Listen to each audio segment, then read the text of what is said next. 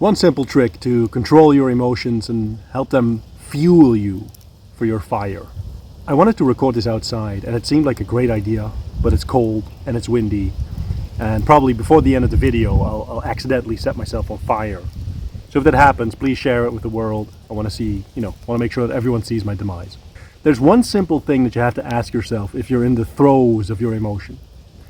Whether it's anger or rage or sadness or hate, I don't know, whatever. Do you have the emotion?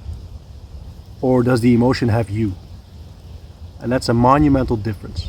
If you have the emotion, you're channeling it, you're using it, you're fueling yourself with it, but you have it under control.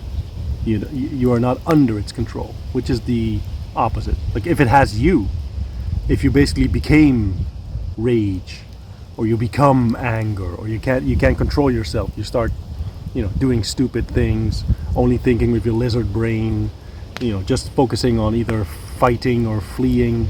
That's not a good emotion to have, because you don't have all your faculties available. If that happens to you, disengage immediately. You're being dumb. You're being like your internal crocodile. Crocodiles don't do well in human society in general. They become shoes usually. You don't want to become a shoe. You are the apex predator, the pinnacle of evolution.